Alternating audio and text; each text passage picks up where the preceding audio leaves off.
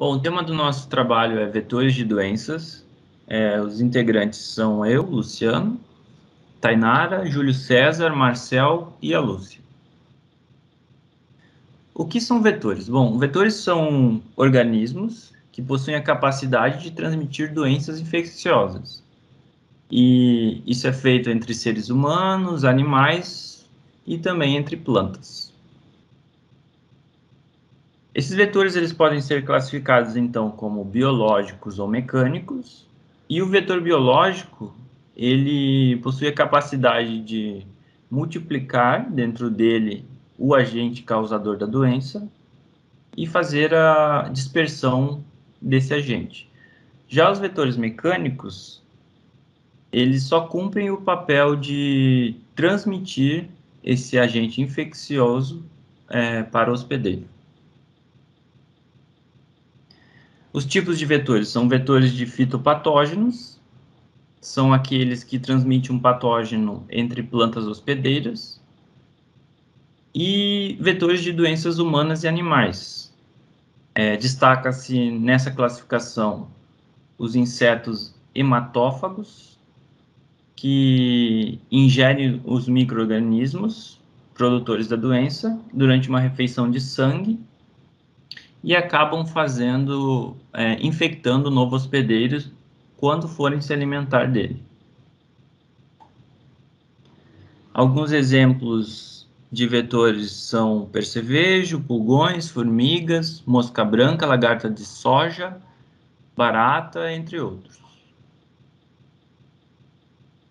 Bom, doenças transmitidas por vetores, elas requerem a participação desses agentes. Na maioria das vezes são os insetos, e essas infecções elas não são contagiosas, porque elas necessitam de um vetor para fazer a dispersão. Os agentes fitopatogênicos são agentes de natureza infecciosa, e temos os fungos, as bactérias, os fitoplasmas, vírus e viroides, nematóides, protozoários e plantas parasitas superiores. A transmissão de vírus de plantas. A transmissão dos vírus pode ocorrer de maneira mecânica, bem como através de organismos biológicos, como os insetos, fungos, nematóides e entre outros. Bom, a transmissão mecânica ela é de pouca importância no campo. Quando se tem uma grande densidade de plantio, o vento ele pode causar danos mecânicos à folhagem, o que acaba possibilitando a transmissão de vírus devido ao contato entre essas plantas.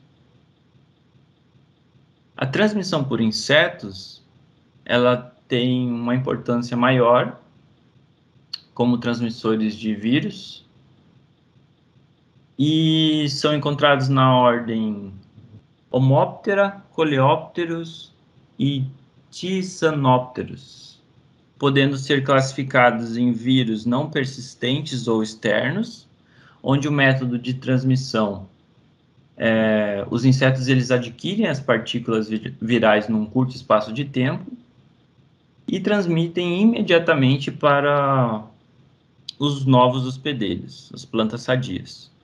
Já os vírus persistentes ou internos são os que permanecem no interior dos insetos por longos períodos de tempo, podendo ser circulativos, onde as partículas virais são ingeridas pelos insetos e passam para as plantas sadias. Estes vírus eles não perdem a sua infectividade mesmo com a equídese dos insetos. E também se tem os propagativos, que são os que se multiplicam dentro, e normalmente é necessário um período de incubação, desde a aquisição até a primeira transmissão dessas partículas virais. Em relação a doenças em milho, os enfesamentos são doenças do milho causadas pela infecção da planta por micro-organismos denominados molicutes, E esses micro-organismos são transmitidos de forma persistente propagativa, de planta em planta, através da alimentação das cigarrinhas. Os dois tipos de enfesamentos são enfesamento pálido e enfesamento vermelho. A transmissão por nematóides, sabe-se que pouco mais de 10 vírus de plantas são transmitidos por nematóides, e os nematóides eles transmitem os vírus alimentando-se em raízes de plantas infectadas e em seguida direcionando-se para plantas sadias. A transmissão por ácaros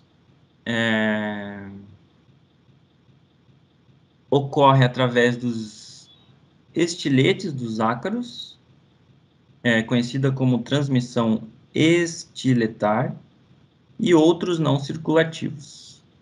Na transmissão por sementes, ela ocorre de acordo com a localização do vírus nas sementes, e o processo de transmissão pode ser do tipo embrionário e não embrionário. Ainda na transmissão de vírus, pode ocorrer também a transmissão por pólen, que é quando os grãos de pólen produzidos em plantas infectadas por vírus podem transmiti-lo através do processo de polinização cruzada e para sementes produzidas em plantas sadias. Então, essas sementes dão origem a plantas doentes, o que isso faz é ampliar o grau de transmissão iniciada por aquele grão de pólen que estava infectado, né? E em alguns dos casos, os vírus levados pelo grão de pólen passam através da flor fertilizada para os demais órgãos da planta mãe, e isso causa uma infecção sistêmica. Na transmissão de vírus ainda, ocorre também a transmissão por plantas parasitas. E isso ocorre quando os vírus eles podem ser transmitidos entre plantas distintas, ou seja, de mesma cultura, ou entre plantas de culturas diferentes, né, distintas, através dos vetores bióticos, que são organismos vivos. No controle, e como controlar, né? Como controlar os vírus dessas plantas. Então, o controle de viroses ele pode ser efetuado pelo emprego de variedades existentes ou através da eliminação do vetor, da remoção e destruição da planta afetada, eliminação do hospedeiro intermediário, emprego de sementes e mudas certificadas, proteção cruzada ou pré-imunização. Na transmissão de bactérias, as bactérias elas são facilmente disseminadas pelo ar, pela água e também por máquinas, insetos e animais.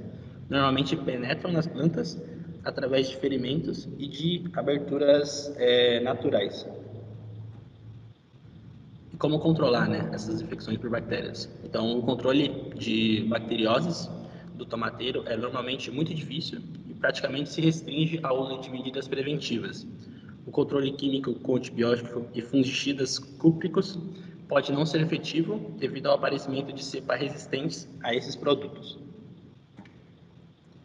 Bom, falando um pouco sobre as pragas. Existem as pragas diretas e as indiretas. Nas pragas diretas, elas são causadas por insetos que prejudicam diretamente na área mais importante do cultivo, que normalmente, né, é a parte comercializada, né, o fruto, por exemplo. Alguns exemplos podem ser o percevejos, que comem a parte mais importante das plantações de soja. Ou outro exemplo pode ser também a boca pequena do tomateiro, que é um inseto, na verdade, né, eles chamam assim, broca pequena do tomateiro, e ela ataca os frutos do tomate. Essa seria uma praga direta. Já na praga indireta, ela afeta o cultivo parcialmente, só em uma parte da planta, prejudicando indiretamente esse cultivo. Um exemplo podia ser a lagarta da soja, que come as folhas do cultivo. Então, normalmente, essas pragas indiretas, né, elas não afetam diretamente essa parte comercializada da planta, mas mesmo assim prejudica esse cultivo. Existem também as pragas-chaves, que na maioria dos cultivos acontece só uma praga-chave, sendo a mais importante em realizar um sistema de controle de praga para proteger essa planta. E também existem os organismos não praga. Os organismos não pragas, eles usualmente a quantidade deles no cultivo é menor e acaba que não prejudica esse cultivo, né? Um exemplo pode ser as abelhas, que elas são não pragas, né? E são importantes, mesmo assim, na polinização das plantas. Bom, e uma forma de manejo integrado dessas pragas, né? Então, o manejo integrado, ele ajuda no melhor controle de pragas sem prejudicar aos outros insetos que não são pragas, como eu citei agora das abelhas. E são muito importantes, porque elas são muito importantes na polinização desses cultivos. Pode-se aplicar o manejo ecológico nesses organismos através do reconhecimento das relações ecológicas mantidas pela espécie, o controle químico de doenças por meio de substâncias com maior toxicidade aos vetores fitopatogênicos, ou para a construção de armadilhas. Um exemplo dessas construções de armadilhas pode ser o uso de feromônios sexuais, que requer o uso de uma armadilha adequada ao tamanho do inseto, comportamento, nível populacional e ambiente que será colocado. E eu coloquei algumas fotos assim, dando um exemplo dessas armadilhas. E alguns dos erros comuns ao fazer essas armadilhas, né, esse manejo, é na falta de feromônios nos dispensadores, na presença de um filme de poeira nas armadilhas de feromônio, ou também esquecer de registrar a presença de indivíduos capturados e não limpar regularmente as armadilhas de feromônio. Bom, essas são as nossas referências. Muito obrigado.